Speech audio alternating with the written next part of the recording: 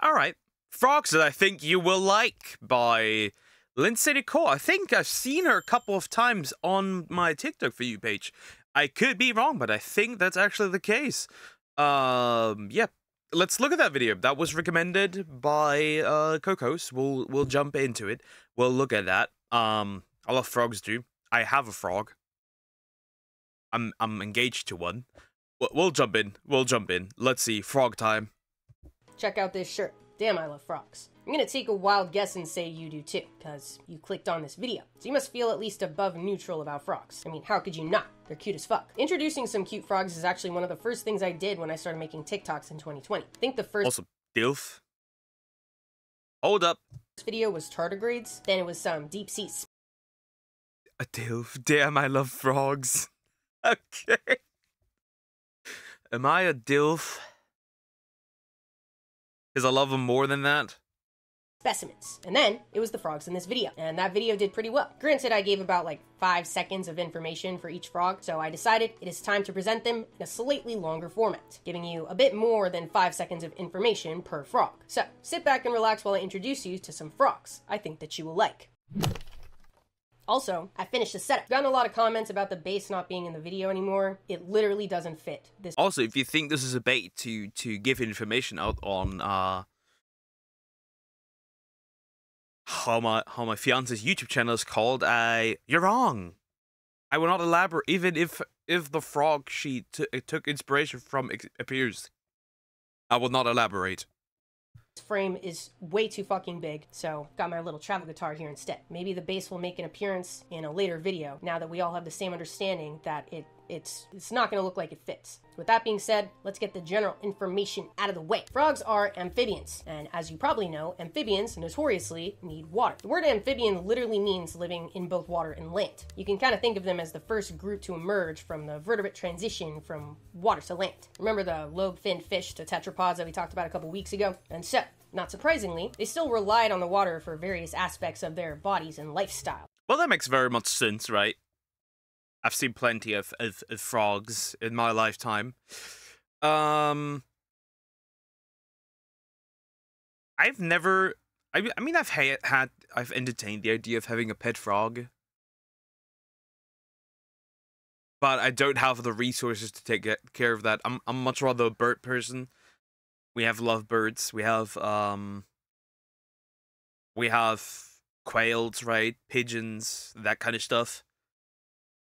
And even though some of these early tetrapods eventually evolved into forms that didn't really rely on water at all, this half-and-half lifestyle just so happened to be successful enough to survive and evolve in its own ways over hundreds of millions of years. One of these amphibious innovations was the frog form. The earliest record of the frog shape comes from an animal that was alive in the Triassic period, called Triatobatrachus, alive about 250 million years ago. But the true frog group seems to have appeared much later than this, scientifically called a neura, somewhere between 220 to 180 million years ago. And since then, frogs have evolved to live spread the fuck out, at the tops of trees at high elevations, in desert sands, but all still relying on that precious water for their skin and other things. And that's not to say that other things don't rely on water. Yep. That means frogs are around for quite a while, for quite a bit, quite long. Interesting. I didn't know how long. I knew long, but not that long. Also, look at this cute kitty. Kitty. Obviously, everything alive relies on water in one way or another. Don't do an all lives need water. That was a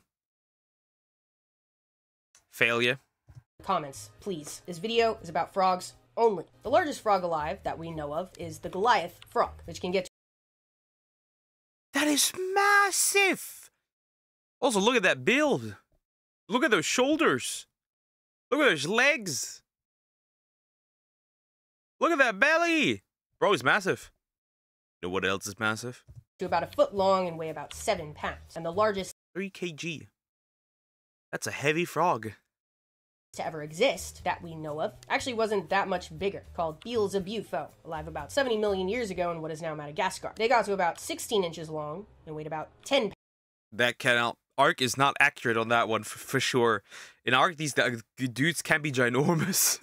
Or are ginormous in comparison to anything that's much taller than a fucking cat.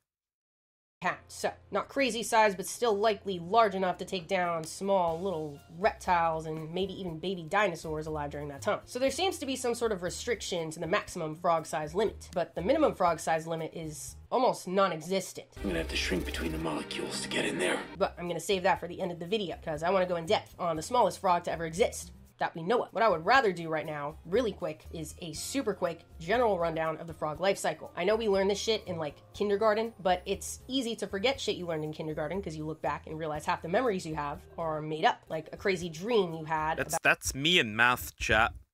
That is me and math.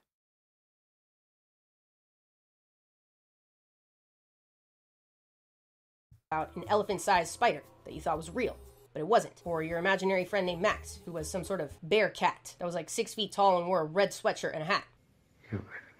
So, let me just run through it real quick. So frogs generally reproduce via external fertilization, i.e. they do not bang. Generally, the female will release eggs into a body of water, then the male releases sperm to fertilize them. The frog is like me. The frog is like us, for real, for real.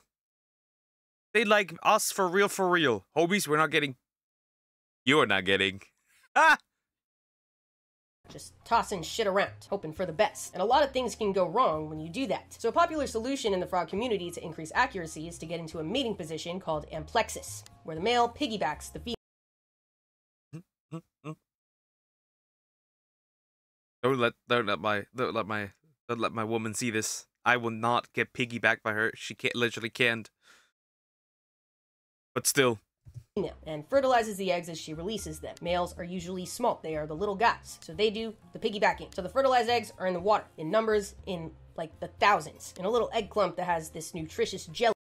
I mean, look at this. Look at all... Bro is probably, like, completely dried out after this one. For sure. Bro is dying of exhaustion. To protect the eggs and also keep them moist. Kind of looks like chia pudding, but it's not. Do not eat it. No, I don't think I will. During this stage... What if I do, though? What if I do eat it? Would there be negative side effects? Their tail starts to develop. So, if you can't tell the difference between a frog spawn and a chia pudding, chia seeds do not have tails. Okay, then the eggs hatch into tadpoles, and they get equipped quick with gills. The tail gets longer and stronger, and the hind limbs start sprouting out. The lungs develop, and then skin grows over the gills. Gills are donezo. After several weeks or a few months or so, the tadpoles develop into froglets. Yes, froglets is a real thing, and they are as cute as they sound. During this baby frog phase, they kind of hang out around land. Their tail shortens, their front and back limbs are fully formed, and they stay this way for a while until they develop into adult frogs. And this is all generally. This is like the general frog blueprint. There are always exceptions. I'm not speaking for all frogs, just the stereotypical frog. Also, real quick, you might have heard that frogs breathe through their skin. That's because they technically have 3 respiratory tools. Their lungs that they use while bopping around on land, the lining of their mouth when they are resting, and their skin when they are fully submerged in water. That's why you might have also heard people talking about being careful when you handle frogs, or better yet, not handling them at all. Skin is very important for everything that has skin, of course. Yeah, but it's probably for these, since they need it to breathe. I would assume that their skin is quite a bit more sensitive than like humans, dogs, whatever, right? Animals that live on land. But they've got even more shit going on with their skin. So, just be mindful of the frog's skin. Alright, let's get into the frogs. Starting off with a fan favorite frog, the desert rain frog. Found on the coast of South Africa and Namibia. They love sand, especially wet sand, because they are frogs. So they tend to be found in areas with a lot of sea fog. Fog, not frog, which keeps the ground wet. It makes the sand stick to them. Then the frogs can absorb the wet through their bellies. Sea fog for the frogs. Desert rain frogs are about 2.5 inches long max. Does that mean when they're not covered in sand that they are naked, essentially? Which is, for reference, about the size of a standard American billiard ball, or even small. They use their short, squat legs to dig through the wet sand, and dig deeper to new wet sand if their sand dries out. And despite looking like a squeaky toy, they actually have a distinct bellow that has often been described as a warrior's call. That can't be the real... Is that the real one? That does sound like a... They don't only look like a squeaky toy, they sound like one too. That's dangerous. Extremely chilling and formidable. Another fan favorite frog is actually the cousin to the desert rain frog. It's the Ugetta. This reminded me of You know when a Dragon Ball Z abridged when Great Vegeta grabs Goku and squeezes him? Same energy. It, black rain frog, also known as the avocado that Bro looks depressed as hell. You could have not picked the better one?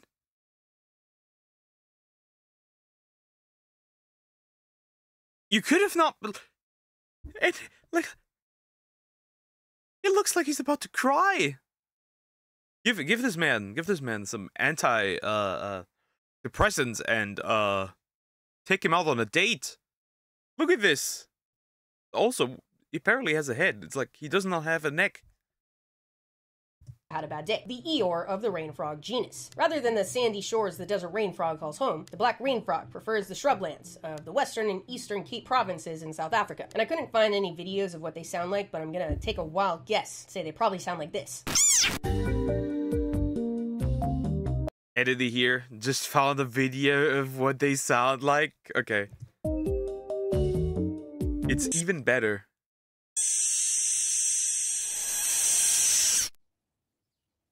He sounds like he's suffering. That's what he sounds like. Understandable. Have a great day. Alright, moving on to a whole different category of frog I think that you will like. The Amazon milk frog. For reasons I can't explain, they look very... He looks like a mixture of milk and chocolate milk. Or maybe he's called Milk Frog because he leaves his children behind. There's only really two options here. refreshing to me. You know? Like refreshing in a way a Baja Blast And the blue mouth. looks refreshing. Very thirst quenching, like a beach in a video game. The Amazon milk frog is found in the Amazon rainforest and get their other name, milk. Not because they are drinkable, unfortunately, but because they ooze a milk-like poisonous substance when threatened.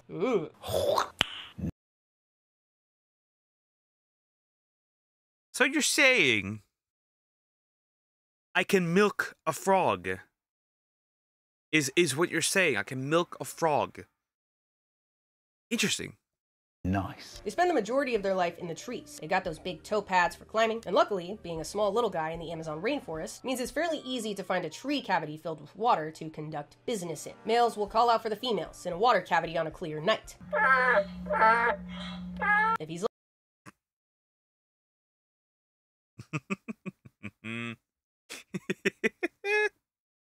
That sounds terrible. Why do all these sound terrible? All of them sound like really terrible.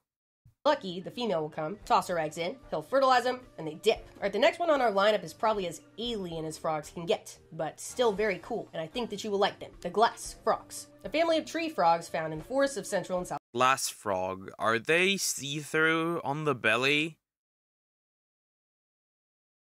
America. And as their name suggests, some of the members of this family have a glassy appearance, i.e. translucent undersides. So much so that you can see their internal Ooh.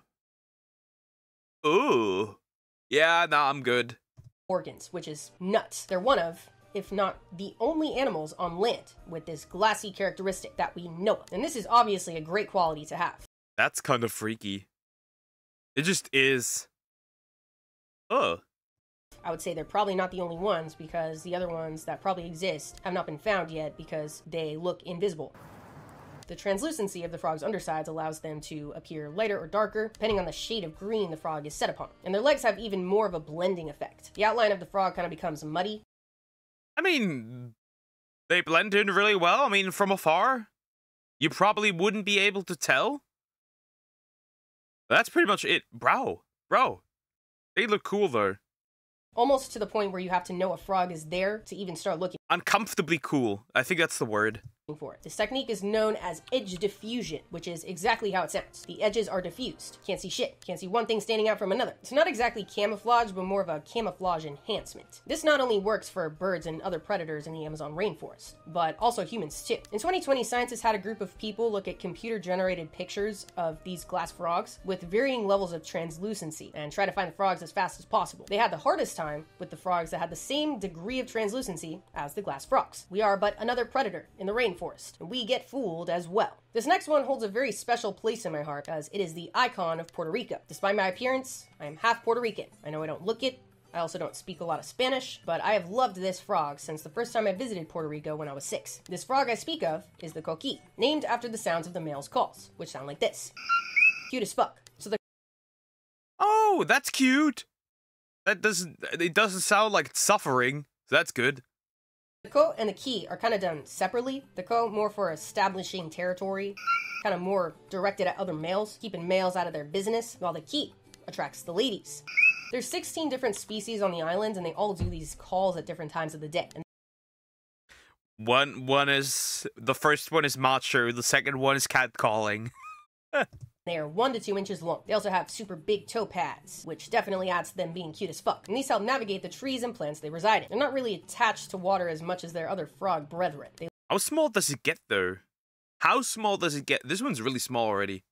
lay their eggs in the trees and on plant leaves, and kind of got rid of the tadpole stage. They just hatch as a full-on froglet. The most abundant species on this island by far is the common koki. And when I say abundant, I mean abundant. The U.S. Forest Service listed their estimated density at over 20,000 individuals per hectare, which is unfathomable. So at night, you can hear their calls all over the island. And I don't mean like they're at a distance, I mean they are right outside your window.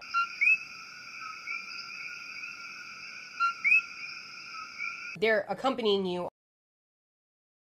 So they're like, crickets. Essentially. Off of Puerto Rico. They're everywhere. The horde. On your walk to the convenience store. And Puerto Ricans love it. It's a really cozy and nostalgic sound, especially for Puerto Ricans who grew up there and left. There's no other animal cherished as much as the coqui in Puerto Rico. Coquis elsewhere, though, is a different story. As you would expect from a small, abundant, and often elusive creature, the coquis have made it to a different island, or group of islands. Yeah, Hawaii. They hitchhiked on plants all the way across the world to an island that is literally perfect for them. A lovely, tropical climate with no natural competition or predators, and insects served on a silver platter to feast on. And Hawaii soon became Koki City. They took it the fuck over, with populations reaching 55,000 individuals per hectare in some areas. Couldn't that be considered invasive? Right? They're not supposed to be there? It's double the density that they have in Puerto Rico, and Hawaiians do not like this. While some people have accepted the noise and have learned to drown it out, others describe the sound as deafening and infernally evil hellspawn that must be proactively and aggressively destroyed. The Hawaiian government describes it as a loud, incessant, and annoying call from dusk to dawn. They are, if you haven't guessed already, an invasive species there. I would love to hear your experience if you've been in an area with coquis like this. So they are invasive. They are considered invasive. Interesting. Well, I guess technically you would need to take them out. Or reduce the population at least. And it's quite a lot, 55,000 per hectare. So, let me know your opinion in the comments. And now, on to the tiniest frog in our lineup, who unfortunately doesn't have a common name yet, so I'm gonna leave it up to you. It's called Pedophrenia amorensis, and Nat Geo called it a fly-sized beast. So maybe for now we're gonna Fly-sized? No way. call it the beast. The beast gets to about 7.7 millimeters. What the fuck? That is so small! That's not even a centimeter! Long on average, making it the smallest frog in the world that we know of, and also possibly the smallest vertebrate. But there is a male anglerfish, species Photocornis spinoceps, that is slightly smaller. I want to say in the 6 to 7 millimeter range, but it's just the male anglerfish. So, I don't know if that really counts. They are, at best, a growth on the underside of a female. I guess technically that counts. I don't know. Which really begs the question, what are these heinous mysteries of the deep that people fear about deep sea exploration? Seems like the animals are not so much bigger than you can imagine, but smaller than you can imagine. A 6 millimeter long fish. Absolutely twisted. Anyway, back to the beast, which is very much on land, in wet leaf litter on the island of New Guinea. It seems as though they might have evolved to access But why beast? That doesn't make much sense. the untapped meat market of mega small invertebrates that no one eats because they're too small, i.e. mites. The beast is very much capable of eating mites, and you know what? I'm happy for them. And I hope they make you ponder what other mega tiny animals are waiting to be discovered. Maybe there is one in the room with you right now. And before I end the video, I want to talk to you about a group I My dog is also in the room here right now. That's a tall dog. That's not a small beast. used to volunteer with when I was 19 called the Lovejoy Foundation. They're a no-kill animal shelter in Inglewood, California. I've known the owner, Aaron Lovejoy, for as long as I can remember, because I went to elementary school with her son Cole, and she is a bad bitch. She's been running this foundation for almost 15 years now. I used to go there like 3 times a week to help out with behavior training for the dogs that were getting ready for adoption. And spending all that time there, Erin was a really inspiring voice for me early on in my journey to zoology. And right now they're having a really hard time feeding all the dogs. Donations aren't coming in as consistently as usual because a lot of people are having a hard time. So I wanted to... As far as I'm aware, Denmark has an interesting concept, which is you can bring your unwanted animals to the zoos, and they will feed them to the animals there. I don't know what I think of that. They also got a lot of shit for it. The more you know. Isn't really related, but it is about animals.